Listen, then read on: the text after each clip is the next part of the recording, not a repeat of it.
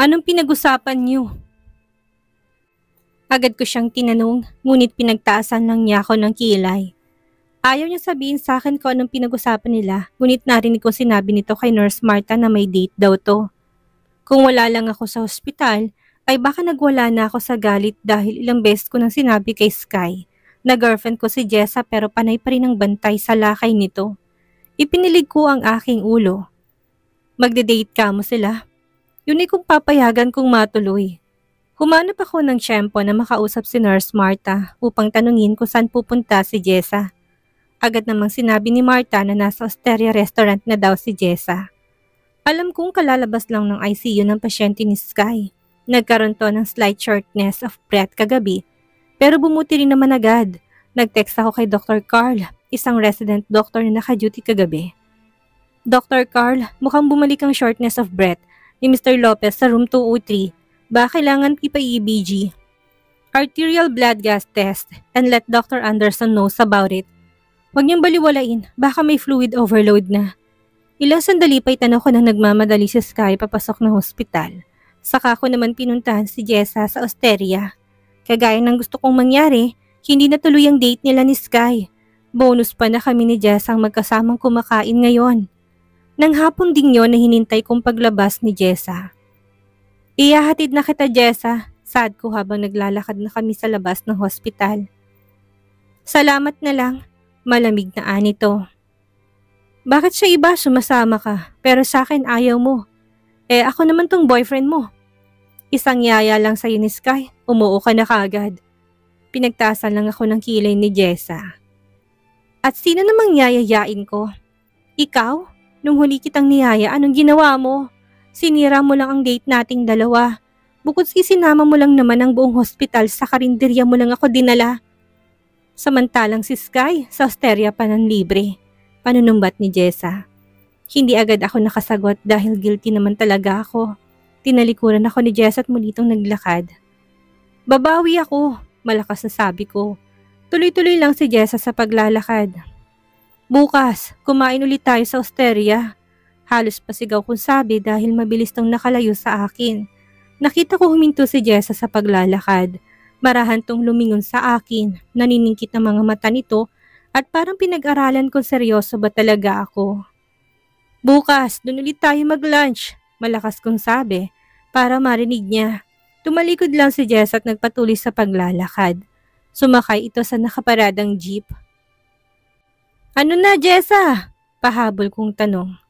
Oo na, malakas itong tugon bago tuluyang umalis ang jeep na sinasakyan. Yes, sigaw ng utak ko. Kinabukasan hindi ko mahagilap si Jessa. Hindi ko naman siya mapuntahan sa ward nito dahil busy rin ako sa ngayon. Nag-text na lang ako sa kanya. To Jessa, tuloy ba tayo sa lunch date natin? After 10 minutes ay nakareceive ako ng sagot mula kay Jessa. From Jessa. Oo nga, hindi ko mapigilang mapangiti. Kunwari pa siyang galit, sasama din pala. Mga babae nga naman. 12:23 PM na makareceive ako ng text message mula kay Jessa. Nasa Osteria na daw ito. Akala ko pa naman sabay kaming pupunta doon. Mabuti na lang at hindi na ako busy kaya nagmadali ako nagtungo sa restaurant. Pagpasok ko sa restaurant ay kapansin-pansing mas maraming tao ngayon kaysa kahapon. Pansin ko lang na karamihan ay parang mga taga-hospital ang mga kumakain dito ngayon. Nagulat ako nang biglang may pumutok na birthday confetti sa harapan ko. Biglang nagkantahan ng mga tao. Happy birthday, Felix! Happy birthday, Felix! Happy birthday, happy birthday! Happy birthday, Felix! Nagtataka ako kung bakit parang sa akin sila lahat nakatingin habang kumakanta. Doc, happy birthday po sa alaga nyo! Animal lover din po pala kayo, wika ni Nurse Luz. Nagtataka naman ako na patingin sa kanya.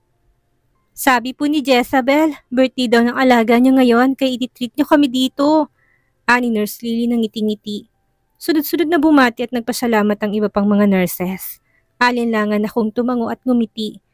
Nagsiupuan ng mga to at nagpatuloy sa pagkain. Hinanap ng mga mata ko si Jessa. Nakita ko to sa isang lamesa katabing iba pang nurses. Bising-busy to sa pagkain. Hindi ako makapaniwala sa kanya. Abalang-abala to sa pagnguya na parang walang ginawang kalokohan.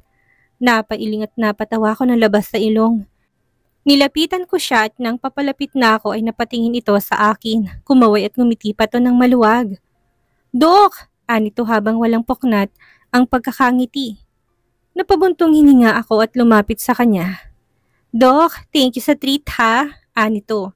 Hindi talaga ako makapaniwala na parang wala lang ditong kanyang ginawa. Ikaw ba nagpapunta sa kanila dito? Pabulong kong tanong para kaming dalawa lang ang magkarinigan. Tumigil si Jessa sa panguyat saka uminom. Nangyayain kitang mag-date, hindi ba't sinama mo halos lahat ng mga empleyado ng hospital? Baka naman sabihin mong hindi ako fair, kaya sinama ko rin sila.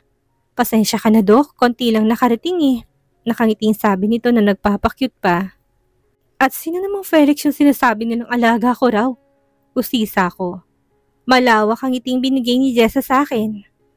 Si Felix! Si Felix the Cat. Jessa POV. Maliit na maletang dala ko na itinago ka muna sa loob ng locker room. Ngayon kasi bibisitang buong pamilya Rufino sa Liliw, Laguna. Ito yung ipinangako sa akin ni Doña Monica, nisasama niya ako. 5 araw na vacation leave ang ipinaalam ko sa ospital. Ito rin yung sinasabi ni Doña Monica na ipapakilala niya daw ako sa kakilala nitong hasyendero sa susunod na bibisita sila sa Laguna. Alam ko namang nagbibiro lang siya. Sumama ako hindi naman dahil doon, kung hindi sa pangungulit ni Moira. Dahil maganda raw sa farm ng mga Rufino at gusto niyang makita ko to. Dito nila ako sa ospital dadaanan pagkatapos ng shift ko. Hapon na kami magbabiyahe dahil ganun din naman ang asawa nitong si Douglas na hapon na rin makakalabas ng trabaho. Sa locker room na rin ako nagpalit ng damit. Summer sando at shorts lang aking sinuot para comfortable ako sa biyahe. Nakatsinelas lang din ako dahil pagdating ni na Moira didiretso na kagad ako sa sakyan nila. Maya-maya pa'y naka-receive na ako ng text message mula kay Moira. From Moira. Bes, kay Alexis ka na lang sumabay. Sobrang traffic papunta dyan. Hindi ko pa nibababa ang cellphone ni nakita ko na kaagad si Alexis sa harapan ng locker room. Ready ka na? Tanong nito. Tinignan at pinagmasdan ko siya. Formal pa rin ang suot nito at mukhang walang balak na magpalit ng damit. Samantalang ako naman ay mukhang nakapambahay lang. Nang tumayo ako ay pinasadahan niya ako ng tingin. Ganyan ang suot mo? Anito, hindi may pintang mukha. Dapat ba nakagown? Sarkastiko kong tanong. Magpalit ka, anito. Hindi ko nalang pinansin ang sinabi niya. Humakbang ako tinilang maleta papalapit sa kanya. Tara na, yaya ko sa kanya. Ang sabi ko magpalit ka, ulit ni Alexis sa mas mariing tono. Ikaw itong dapat na magpalit. Pupunta tayo sa farm pero naka-formal ka. Bakit magpa-fine dining ba kayo ng mga kambing nyo? Sarkastikong sabi dito ngunit parang hindi naman niya ako narinig. Ang ikli ng shorts mo. Anito na nakakunot ang noo. Kinunutan ko rin siya ng noo. Ano namang problema sa shorts ko? Lagi naman niya akong nakikitang ganito dati pa kapag nasa bahay ako ni na Moira. Butas-butas pa nga minsan ang sandong suot ko na pinagtatawanan niya lang. Lagi namang ganitong suot ko sa bahay Para ka namang bago ng bago. Lalagpasan ko na sana siya pero pinigilan niya ako sa braso. Sa bahay yun, maraming lalaki dyan sa labas. Anito. Sino? Yung mga nakaswero? Natatawa kong tanong pero hindi siya natawa. Sa halip ay binigyan niya ako ng isang matalim na tingin. Oo na, sige na. Sabi ko na lang para tumigil siya. Pagkasabi noon ay binitawan niya na ako. Sinamantala ko naman yon at mabilis akong tumakbo papalabas ng locker room. Tinatamad na akong magpalit ng damit at hindi niya ako basta pwedeng utus-utusan kung hindi naman tungkol sa trabaho. Jessa! Sigaw nito, hindi ko siya pinansin. Doon ko na lang siya hintayin sa sakyan niya sa may parking lot. Jessa, bumalik ka dito! Galit na sabi nito. Tuloy lang ako sa pagtakbo habang hila-hila kong aking maleta. Habang tumatakbo ako sa may hallway, inadaanan ko pa si Doktora Elvira. Nakalalabas lang sa silid ng mga pasyente kasamang 3 nurses na kakilala ko. Kita ko sa mukha nilang pagtataka na makita kong humahangos. Napano ka, Jezabel? Tanong ng isa sa kanila. Huminto ako dahil nakalayo naman ako kay Alexis.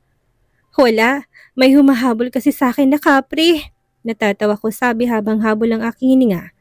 Jessa! Sabay-sabay kaming napalingon ng marinig ang malakas na boses ni Alexis. Nanlalaki ang mga mata ko dahil akala ko'y nakalayo na ako sa kanya. Malay ko bang nga habulin niya ako? Hindi nga to tumatakbo pero mabilis at malalaki naman ang mga hakbang nito. Hindi ko na magawang tumakbo dahil nasa harapan ko si Dr. Elvira. All of a sudden ay parang hindi ko magawang kumilos ng magaspang sa harapan ng sosyal na girlfriend ni Alexus. Mabilis na nakalapit sa Alexus sa amin, tinapunan niya ako ng matalim na tingin at tinawakan niya kaagad nang mahigpit ang aking braso at inagaw ang malatang hawak ko. Excuse us, anito sa mga babaeng kaharap bago hinila papalayo. Napasunod na lang ako na maglakad ito dahil ayaw niya akong bitawan kahit paanong gawin kong pagkabig sa aking braso. Binitawan niya lang ako nang makarating kami sa bukana ng locker room. Magpalit ka na, anito. Ayoko! Wala kasi ako makitang dahilan kung bakit kailangan ko makinig sa kanya. Basta ang alam ko, walang masama sa suot ko. At kung may maliman, wala siyang karapatan. Napakialaman ako. Magpapalit ka ba o gusto mong ako pang magbibihis sa'yo? Malakas at mariing sabi nito, halatang nagtitimpi ng galit. Sige, try mo kung kaya mo. Matari kong sagot habang tinititigan siya na mapanghamon. Naningkit ang mga mata nitong tumingin sa akin. Nagulat na lang ako na bigla niyang hinawakan ang aking bewang at parang hihilayin pa nito pataas ang aking sando. Abat mukhang tototohanin nga nitong banta niya. Pinigilan ko siya at pilit kong ibinababa ang laylayan ng aking sando, itinataas naman ito. Tumatama pang kanyang mga daliri sa aking tadyang kung saan malakas ang aking kiliti. Hindi ko na mapigilang magtatawa kahit naiinis ako sa kanya. Aray! Aray, wag dyan! Nakikiliti ako! Namimilipit ako sa pagtawa. Habang nagpapangbunot nag-agawan kami sa laylayan ng sando ko. Sabay kaming natigilan na marinig ang boses ng taong tumikim. Nang lunginin namin ang boses na yun ay nung palang namin namalang hindi lang pala kami ang tao sa loob ng locker room. Nasa loob ang mga nurses na naghahanda na para sa night shift. Nagkukumpulan sila sa sulok na nasa kabilang side kaya hindi namin sila napansin. Pinamulahan ako ng mukat para akong matutunaw sa sobrang kahihiyan. Nang mapatingin ako muli kay Alexus ay nakatingin lang ito sa akin. Go change. I'll wait outside. Anito. Binitawan nitong aking malat at kagad na tumalikod. Napayuko ako at hindi na kayang salubungin ang tingin ng mga nurses na nasa loob. Ang landi mo! Mahinang tili ni Nurse Chloe na nakalapit na kagad sa akin at kinalug-kalug pang aking balikat. Nagtilian din ng iba pang mga nurse na waring kilig na kilig dahil sa nasaksihan. Hinihintay lang pala ng mga to na makaalis sa Alexus bago sila mag-react. Ang lagkit! Tudyo pa ng isa. Ang wild ni Doc ha? Walang pinipiling oras at lugar. Kung ano-ano pang aking mga narinig na panunukso mula sa kanila, hindi ko na rin mapigilang matawa kahit nahihiya ako sa nangyari. Hanggang sa matapos ako magbihis ay hindi ako tinantanan ng mga nurses sa loob. Nang lumabas ako ng locker room ay naabutan ko si Alexus na naghihintay lang sa labas. Pinasadahan niya ako ng tingin. Happy? Nakasimangot kong sabi. Hindi na to nagreklamo na makitang lampas tuhod ang simpleng white summer dress na suot ko. Ayan, mukha na tuloy kami magsisimba nito. Let's go. Anito't kinuha niya sa akin ang maleta. Nagdiretso kami sa kanyang sasakyan at tuloy-tuloy na sa biyahe. Hindi ko siya iniimikan upang ipakitang hindi ako natutuwa sa ginawa niya. Inis na tinawagan ko si Moira para awayin. Sinagot naman ito kagad ang tawag ko. Naka-loudspeaker ang usapan namin. Wala naman akong paki kahit na marinig pa ni Alexus. Mabuti na nga yun para marinig niya. Baka isipin pa kasi nito na patay pa rin ako sa kanya. At pinlano ko na makasabay siya sa biyahe. Kainis ka. Sabi mo susundin niyo ako. Bungad ko kay Moira. Traffic nga kasi. Baka abutin kami ng gabi bago pa makarating dyan sa ospital niyo. Anong oras pa tayo makakarating ng Laguna? Kawawa naman ang mga babies ko. Boses ni Moira. Napabuntong hininga ako. Ginamit pa talagang mga anak niya. Nandyan naman si Alexus. Magaling niya mag-drive. Ani Moira. Kung alam ko lang na siyang makakasama ko sa biyahe, hindi na lang sana ako umuo kay tita. Pinarinig ko talaga yun kay Alexus pero tutok lang ito sa pagdedrive at parang walang naririnig. Nagpaalam na lang ako kay Moira. Wala na rin naman ako magagawa dahil nandito na ako. Panalangin ko na lang na sana hindi ako mapautot sa biyahe. Ipinikit ko na lang ang aking mga mata at hindi ko na namalayan nakatulog na pala ako. Medyo madilim na nang maalimpungatan ako. Nasa biyahe pa rin kami. Tinignan kong aking relo at mahigit 1 oras na rin pala kami sa biyahe. Nakatuon lang sa kalsada ang paningin ni Alexus. Tumingin ako sa labas at naaliw ako sa tanawin. Ang ganda dito, parang napaka-presko sa labas. Pakaramdam ko'y paakyat kami ng paakyat sa napakataas na lugar. Ganitong-ganito rin noong minsan na isinama ako ni na Moira sa Antipolo para puntahan ang napakagandang bahay bakasyonin ng mga Rufino. Habang tumatagal ay napapansin kong parang walang tigil yatang pagtaas ng daan na animoy na sa bulumbunduking lugar. Nilapit ko pang aking mukha sa bintana. Sandali, parang Antipolo naman to eh. Hindi pa ako nakakarating ng Liliw pero malakas ang kutob kong Antipolong lugar na to. Naguguluhan kong tinignan si Alexus. Alexus? Tawag ko dito. Alam kong dinig niya ako pero hindi ito tumutugon. Bakit parang Antipolo tong lugar na to? Nakatingin ako sa gilid ng kanyang muka. Hindi pa rin siya sumasagot. Hoy! Sabi ko bakit parang Antipolo to? Malakas kong sabi. Saglit tong sumulyap sa akin at nakita ko makahulugan itong pangiti. Hindi ko alam na mabilis ka palang makatanda ng daan. Anito? Anong? Nasa Antipolo nga tayo? Gulat kong tanong at napatingin ako muli sa bintana at nagpalingalinga sa labas. Binalingan ko muli si Alexus. Bakit tayo nandito? Hindi ba sa Liliw tayo pupunta? Nagtataka kong tanong. Unti-unting humina ang patakbo ni Alexus ng sasakyan at hininto niya sa gilid ng kalsada. Tumingin ito sa akin at saka ngumisi. Bakit naman kita doon dadalhin kung ipapakilala ka ni Mommy sa iba? Ano ako, tanga? Hindi ako makapaniwala sa narinig mula kay Alexus. Bumalik na tayo. Kung ayaw mo, uuwi na lang ako mag-isa. Singhal ko sa kanya. Umarap sa akin si Alexus na nakakaloko pa rin ng ngiti. Gabi na, wala ka nang masasakyan. No choice ka kung hindi samahan ako buong gabi. Anito, gumapang ang kilabot sa buong katawan ko nang hagurin ni Alexus ang kabuuan ko. Napakross ang mga braso ko sa tapat ng aking dibdib. Anong binabalak mo? Pagsasamantalahan mo ba ako? Kinakabahan kong tanong. Paanong hindi ako matatakot parang manyakis na makatingin tong si Alexus? Nasa halip sagutin ang tanong ko ay nakakaloko pa itong tumawa. Alexus, bababa na talaga ako. Pagbabanta ko ngunit nakatingin lang ito sa akin at tinitigan pa ako sa labi. Kaya tinakpan ko ang aking bibig. Sinubukan kong buksan ang pintuan pero nakalak ito.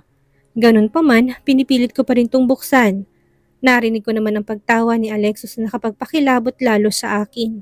Nilingon ko siya at nakita kong kampante lang itong pinapanood ako habang nakapatong ang braso nito sa manibela. Isusumbong kita kay Tito. Sasabihin ko na kinidnap mo ko. Banta ko dahil alam kong takot to kay Don Arturo. Sure. Tapos makakarating sa mga magulang mo at pag-uwi natin siguradong Mrs. Salvador ka na kinabukasan. Uunahin na nga lang natin ang pulot gata ngayong gabi. Nakangisi nitong sabi kaya nalaki ang aking mga matang nakatingin sa kanya. Hindi ko alam kung nagbibiro o seryoso ba si Alexus sa mga sinasabi nito. Pero kinakabahan ako ng sobra. Kahit naman na may pagtingin ako kay Alexus, hindi ko iniisip na ipag-alukan ang aking katawan sa kama para lang magustuhan niya. Mas gusto ko pa rin humarap sa altar na buo ang aking pagkababae. Pero bakit ganito kumilos si Alexus ngayon? Ano nangyayari sa kanya? Sinapian ba siya ng masamang espiritu? Ngiting-ngiting ibinaling muli ni Alexus ang atensyon sa manibela. In-start nito ang sasakyan pero hindi yun gumana. Ilang beses pa nitong sinubukang i-start pero biguto. Nakita ko unti-unting pagkabahala sa mukha nito at narinig ko na lang na napamura to. Shit! Anito tinampas pang manibela. Namilog ang aking mga mata at bibig na ma-realize kong nasiraan na pala kami. Dinukot ko ang aking cellphone sa loob ng aking bag upang tawagan si Moira at sabihin ko anong nangyayari. Magpapasundo ko sa kanila o kaya tatawag ako ng taxi, Uber o kung ano mang pwede kong sakyan para makalayo sa lugar na to. Hindi ko na paghandaan na bigla na lang hablutin ni Alexus ang aking cellphone. Akin na yan! Galit kong sabit inagaw sa kanya yon, ngunit hindi niya ito ibinigay bagos ay pinatay pa nito ang phone ko. Mas lalo pa ako nagulat na makita kong kinuksok niya to sa loob ng kanyang pantalon. Ay, hindi sa loob ng kanyang underwear. Napanganga ko sa kanyang ginawa. Sira ulo ka ba? Singhal ko sa kanya. Tumingin at ngumiti lang ito sa akin na nakakaloko. Bumukang mga barasin at pinatong ang kaliwang siko sa manibela. Samantalang ang kanang siko nito ipinatong sa sandalan ng kanyang inuupuan. Oh, kunin mo kung gusto mo. Nito na nakangisi. Mukhang gumaganti nung binlockmail ko siya sa picture niyang nakapalda. Nung sinuksok ko sa aking bra ang phone ko para hindi niya makuha. Nababaliw ka na, Alexus. Hindi ka naman ganyan ah. Bakit para kami sapi dyan? Crush na crush ko si Alexus dahil Mr. Nice Guy siya sa paningin ko. Malaanghel to sa kabaitan kaya lahat ng tao'y gusto't kasundo siya. Pero bakit ibang-ibang Alexus nakaharap ko ngayon? Napawing ngiti ng Alexus at tinitigan ako. Mukhang hindi ka yata masyadong na-orient ni Moira kaya hindi mo pa talaga ako kilala. Hindi niya yata nasabi sa'yo kung sino talaga ako. Pagkatapos nitong magsalita ay ngumisi na naman ito. Pagkuway binuksan ng pinto ng sasakyan saka bumaba at naiwan akong nakatanga. Kanina pa nakababa ng sasakyan ang baliw na sa Alexus at nandito pa rin ako sa loob. Madilim na sa labas at saktong sa liblib at madilim na lugar, nasira ang sasakyan nito. Ayoko lumabas dahil baka hilahin pa niya ako sa kakahuyan at pagsamantalahan ng pinakaingat-ingatan kong puri. Ay! Napasigaw ako nang bumukas ang pintuan sa gilid ko. Binuksan pala to ni Alexus at yumukod sa harapan ko. Hindi ka pa bababa dyan? Tanong nito, lumapit pang lalong mukha nito sa akin na parang hahalikan na niya ako. Medyo napausod pa ako para ilay yung aking muka. Dito lang ako, bahala ka, baka mamaya pasukin ka ng mga lasing na padaan dito. Nito at tumalikod. Kinabahan naman ako sa sinabi niya, kaya dali-dali akong bumaba at sumunod sa kanya. Nagpalinga-linga ako sa paligid.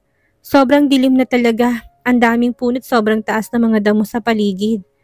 Pwedeng-pwede akong hilahin na Alexis sa damuhan at pagsamantalahan ng walang kahirap-hirap. Diyos ko, Day! Never kong na-imagine na sa ganitong lugar mawawalang virginity ko. Napaigtad ako nang bigla kong hawakan ni Alexus sa pulsuhan. Huwag, Alexus! Ayoko dito! Pwede bang kahit sa kotse na lang natin gawin? Mas malambot doon? Pagsusumamo ko sa kanya. Anong pinagsasabi mo dyan? Hindi ko kaya matulog na magdamag sa kotse. Siguradong may makikita tayong paupahan dito. Nitong naglalakad. Naumid ako dahil para ako napahiya sa sarili dahil sa iniisip ko. Tumigil si Alexus sa paglalakad at humarap sa akin. Bakit? Ano bang iniisip mo na gagawin natin? Pilyong ngiting binato nito sa akin. Naglumikot ang aking mga mata at nagpatuloy sa paglalakad upang lagpasan siya. Saan naman tayo makakakita ng paupahan dito ay bundok to? Pag-iiba ko, narinig kong natawa sa Alexus. Meron siguro dyan. Nagkataon lang na nasiraan tayo sa bakanting lugar. Nito. Tumawag ka na lang kaya ng taxi. May cellphone ka naman. Walang signal. Remember, Highland dito. Napabuntong hininga na lang ako. Sandali. Tumakbo ko pabalik sa sakyan. Saan ka pupunta? Takang tanong ni Alexus. Kukunin ko yung maleta ko. Sagot ko habang tumatakbo. Sumunod si Alexus at kinuha rin itong isang maliit na gym bag. Inagaw ni Alexis ang maleta ko para siya nang humila nito at pinatong ditong kanyang gym bag.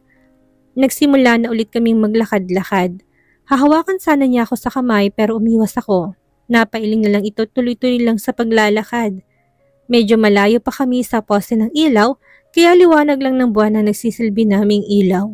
Dahil hindi masyadong maliwanag ay hindi ko napansin ang bato sa aking daraanan.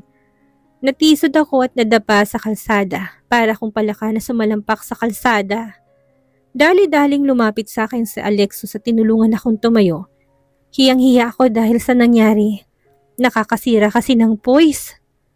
Bakit kasi sa harapan pa ng Alexus ako nadapa?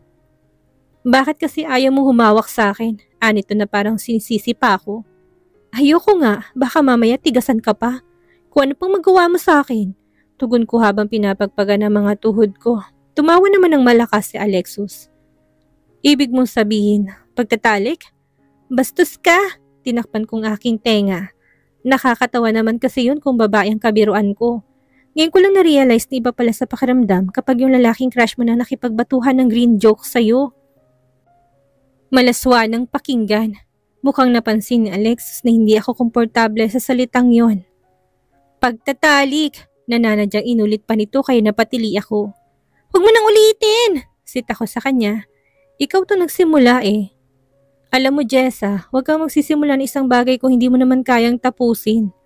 Papunta ka pa lang, pabalik na ako. Hindi huwag ka nang bumalik. Sagot ko't inirapan ko siya.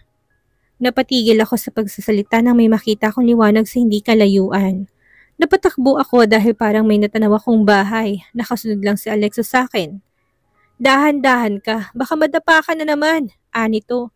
Tumigil ako sa pagtakbo at baka nga madapa na naman ako. Binilisan ko na lang ang paglalakad hanggang sa makarating kami sa bahay na natanaw ko. Huminto ako at nilingalinga ang bahay. Nilagpasan ako ni Alexus para lumapit sa gate ng bahay at pinindot nito ang doorbell. Nananalangin ako na sana'y pagbuksan kami ng may-ari ng bahay dahil kanina pa ako kamot ng kamot dahil sa kagat ng lamok. Maya-maya pa ay may lumabas na matandang lalaki.